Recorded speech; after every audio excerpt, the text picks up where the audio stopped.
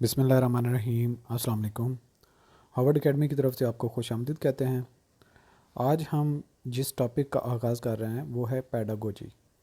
तो पेडागोजी पे हम बात करेंगे। ये एक सबसे पहले तो वर्ड को प्रोनाउंस करना थोड़ा सा होता है। पेडागोजी इसको आपने प्रोनाउंस करना है और इसके बाद इसका एरिया कौन सा है। एरिया ये है कि आप ये देखें कि टीचर का और स्टूडेंट का जो रिलेशनशिप है और उस रिलेशनशिप को, यानी कि एक इंट्रोडक्टरी क्लास होती है टीचर की अपने स्टूडेंट्स के साथ, वहाँ से शुरू होता है और जब तक एक ये रिश्ता चलता रहता है एक इम्तिहान होने तक और उसके एग्ज़ाम और उस स्टूडेंट को असेस करने तक, और फिर उसने क्या लर्न किया। इसमें बहुत सारी चीज़ें आ जाती हैं और कितना अच्छा टीचर था, कितना उसने बेहतरीन इन्वायरमेंट बनाया, किस तरीके से उसने अपने आप को वेल इक्विप्ड था, वेल स्किल्ड था और अपनी स्किल को, अपनी इस नॉलेज की स्किल को, अपने इस इल्म को उसने किस बेहतर तरीके से कम्युनिकेट किया अपने तलबा को, अपने स्टूडेंट्स को। और फिर स्टूडेंट्स के साथ उसका रिलेशनशिप कैसा था, किस तरीके से उनके साथ पेश आता था, कैसे उनके साथ बात करता था, फिर वो स्टूडेंट उनको कैसे परसीव करते थे और वो जो बात करते थे किस हद तक उन तक कम्युनिकेट परफेक्टली होती थी और उन पे इफ़ेक्ट करती थी, उन पे असर अंदाज होती थी।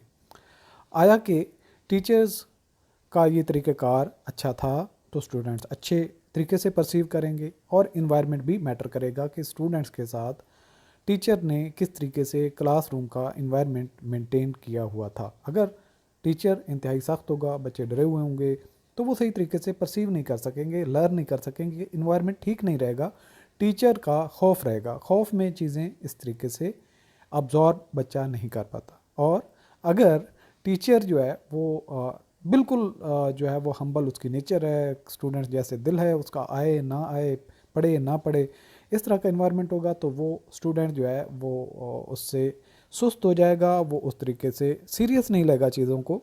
तो ये इन बिटवीन होना चाहिए, इंतहाई सख्त माहौल और इंतहाई नरम माहौल के दरमियान में आपको कहीं पोजीशन होना पड़ेगा कि बच्चे को एहसास ज़िम्मेदारी भी हो, आप उस तक अच्छे तरीके से कम्युनिकेट भी कर पाएँ और बच्चे को फोर्स भी हो कि उसने कुछ ना कुछ सीखना है, उसने कुछ ना कुछ करना है, जो उसको पढ़ाया समझाया जा रहा है उसको अच्छे तरीके से अगर वो कोशिश कर रहा है तो उसको समझ भी आ जाए।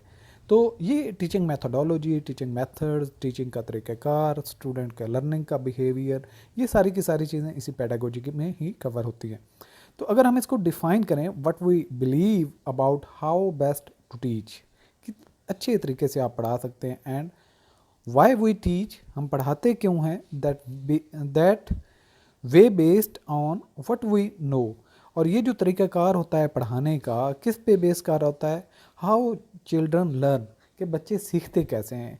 ये भी ज़रूरी है कि बच्चों को समझा जाए कि बच्चों की नेचर क्या है, बच्चे किस तरीके से समझते हैं, बच्चों को किस तरीके से पढ़ाया जाए तो वो अच्छे तरीके से परसीव करते हैं। तो ये बच्चों को समझना टीचर के लिए ज़रूरी है। और उस समझने के बाद कि टीचर इस तरह के स्टूडेंट इस तरीके के इन्वायरमेंट को अच्छे तरीके से परसीव करता है, सेटिस्फाई होता है, समझता है, सीखता है। जब बच्चे को समझ लिया उसके बाद उस तरीके से, जिस तरीके से बच्चा समझ सकता है, वो मेथड अडॉप्ट करना, उसको क्या कहेंगे, वे ऑफ टीचिंग। फिर हम इस वे ऑफ टीचिंग को अपने आप को इस तरीके से डालेंगे, यानी कि what we believe about how best to teach, हम किस अच्छे तरीके से उस तरीके के मुताबिक जिस तरीके से बच्चा सीख सके हम उस पर अमल करें और उस तरीक़ा को अडॉप्ट करें। तो ये क्या है, पेडागोजी है और इसी को ही डेफिनेशन आप समझें।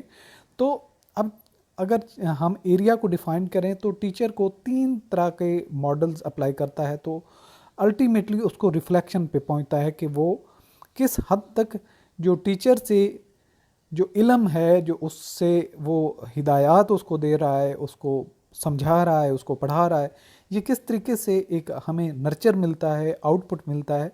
ये 3 मॉडल पे है। पहला मॉडल अगर हम कहें तो टीचिंग का मॉडल। टीचिंग का मॉडल क्या है कि टीचर किस तरीके से कौन सा मॉडल अप्लाई करता है।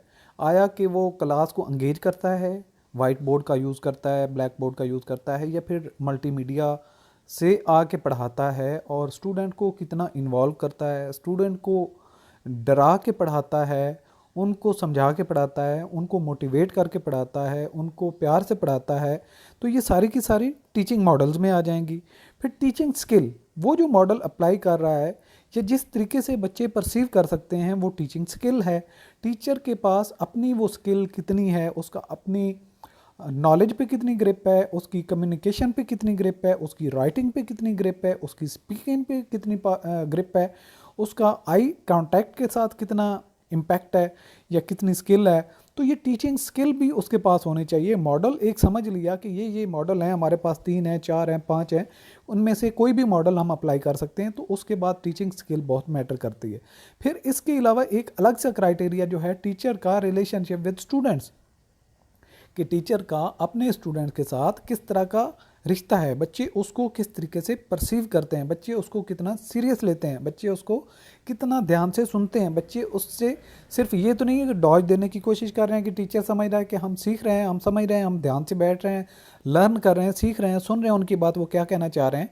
तो ये एक अलग क्राइटेरिया होगा। और सम टाइम बच्चे बिल्कुल हमातन गोश होके उसकी बात को वाकई सुनते भी हैं। तो ये डिपेंड करता है टीचर की रिलेशनशिप पे।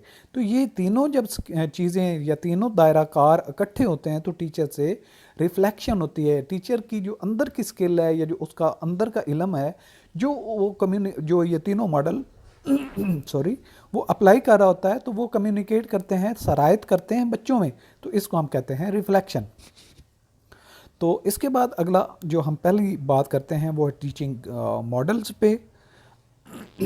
Our tool box is the models of teaching, यानी कि हम किस तरीके से तालीम देते हैं, पढ़ाते हैं। एक्चुअली मॉडल्स फॉर लर्निंग, के बच्चे किस तरीके से लर्न करते हैं उस इन्वायरमेंट से, that simultaneously define the nature of the content, कि हमारे पास जो कंटेंट है पढ़ाने का, उसकी नेचर क्या है, वो किस तरह का कंटेंट है हमारे पास जो हम पढ़ाना चाह रहे हैं। द लर्निंग स्ट्रेटजीज़, बच्चे किस तरीके से लर्न करते हैं, हम उस स्ट्रेटजी क्या क्या है और उसमें से कौन सी स्ट्रेटजी अप्लाई करते हैं। And the arrangement of social interaction, और हम इस लर्निंग के प्रोसेस को किस तरीके से सोशली एक इंटरएक्ट का इन्वायरमेंट बनाते हैं, यानी कि क्लासरूम। फिर ये क्या होता है इसे, that create the learning context, फिर इससे लर्निंग प्रोसेस इन्वॉल्व होता है, शुरू होता है, आगाज़ होता है। जो टीचर के पास इल्म होता है, जो टॉपिक वो पढ़ाना चाहता है अपने तुलबा को, वो उसको समझाता है, कम्युनिकेट करता है। फॉर एग्जांपल अगर हम करें, in powerful classroom students learn model for, किस तरीके से extract information and ideas from the lectures and presentation. जो टीचर आके लेक्चर देता है, चीज़ को प्रेजेंट करता है, बच्चे उससे कुछ ना कुछ नतीजा अखज़ करते हैं, एक कहानी अखज़ करते हैं कि जी आज हमने लॉ ऑफ न्यूटन पढ़ा, आज हमने सेल के बारे में पढ़ा, आज हमने टेंसेस के बारे में पढ़ा, आज हमने कायदे आज़म के बारे में पढ़ा, आज हमने किस पर्सनैलिटी के बारे में पढ़ा। तो ये क्या होता है कि जो टीचर आके लेक्चर देता है, प्रेजेंटेशन देता है, बच्चा उससे एक्सट्रैक्ट करता है। ये डिपेंड करता है कि वो कौन सा मॉडल अप्लाई किया गया, और वो जो इन्फॉर्मेशन कम्युनिकेट कर रहा होता है टीचर, उससे बच्चा लर्न कर रहा होता है, मेमोराइज कर रहा होता है। और क्या होता है इससे, बिल्डिंग हाइपोथेसिस एंड थ्योरीज, वो थ्योरीज और हाइपोथेसिस बनाता है। यानी कि वो जो कहानी, इलामा इकबाल की कहानी अगर बताई, इलामा इकबाल की लाइफ के बारे में बताया, तो बच्चे उससे इंटरेक्ट करते हैं और सीखते हैं। तो फिर उनको भी पता होता है कि अगर इलामा इकबाल ने इतना मुताला करने के बाद इतना क्रिएटिव हो गया, तो हमें भी ये करना पड़ेगा। ये क्या है, हाइपोथेसिस। और फिर देखते हैं कि इलामा इकबाल वाकई को बड़ा अल्लाह ताला की तरफ से एक अजीम इंसान था, जिसको ये था कि क्या हम भी उस नक्शे कदम पे चलते हुए ऐसे बन सकते हैं। तो ये जब बच्चे अज्यूम करते हैं, प्रपोज करते हैं, अपने माइंड के अंदर प्रपोजल उनके आते हैं, तो ये क्या है, वो हाइपोथेसिस जनरेट कर रहे होते हैं। जी अगर हम ऐसे करेंगे तो इसका रिजल्ट ये होगा, अगर हम ये नहीं करेंगे तो इसका नुकसान हमें ये होगा। क्या है ये हाइपोथेसिस की थ्योरीज, बच्चे ऑटोमेटिकली, उनको नहीं पता कि वो क्या सोच रहे हैं, लेकिन ये चीज़ें चलती हैं उसके माइंड में। Attaining concept and how to invent them, फिर बच्चा सीखता है कि ये जो चीज़ हमें सिखाई गई, इससे अल्टीमेटली उनकी स्ट्रेंथ कहाँ पे बनी, उनका कंसेप्ट किस एरिया पे बना, उस एरिया पे वो किस तरीके से ग्रिप कर सकते हैं, और उससे वो नई चीज़ें अपनी ज़िंदगी में कैसे इन्वेंट करके एक अजीम और अच्छा इंसान और कामयाब बन सकते हैं, वो अपनी ज़िंदगी पे अप्लाई करते हैं बच्चे। Using metaphors to think creatively, कि जो कहानियाँ होती हैं, जो इस्तारे होते हैं, किनाया होते हैं, इशारे होते हैं, जो बच्चे को टीचर उसका दे रहा होता है, उनसे वो कहानियों से क्रिएटिविटी लेके चलते हैं, उनसे वो सीखते हैं। Working effectively with other to initiate and carry out cooperative task. ये बच्चे फिर आपस में मिल के काम करते हैं, टीचर से मिल के काम करते हैं, आपस में ग्रुप बनाते हैं, एक कम्बिनेशन बनाते हैं और एक दूसरे से जो है वो इनिशिएट करने के लिए एक दूसरे से कोऑपरेट करते हैं कि ये मिल के हम काम करते हैं, हम ये मुझे मसला आ रहा है, मेरी यहाँ पे हेल्प करो। वो इनिशिएट करते हैं, एक दूसरे से कोऑपरेट करते हैं और जो उनको दिया गया काम हो वो उसको कंप्लीट करने के लिए अपनी एक ग्रुपिंग करते हैं और मिल के सोचना शुरू करते हैं। तो इस तरीके से ये प्रोसेस फिर आगे चलना शुरू हो जाता है। तो ओवरऑल अगर हम बात करें तो जो पूरी टीचर जब पढ़ाता है तो पूरी क्लास के लर्निंग का प्रोसेस ये कर्व होता है। अगर उसको एक ग्रुप की बात करें तो एक ग्रुप उसको ज़्यादा परसीव कर रहा होता है और अगर हम एक इंडिविजुअल की बात करें तो उसकी परसेप्शन और भी बढ़ जाती है। हम दूसरे एंगल से ये भी कह सकते हैं, जब टीचर एक बच्चे को कंसंट्रेट कर रहा होता है तो उसकी मेथोडोलॉजी उसी को फोकस कर रही होती है और उसका लर्निंग प्रोसेस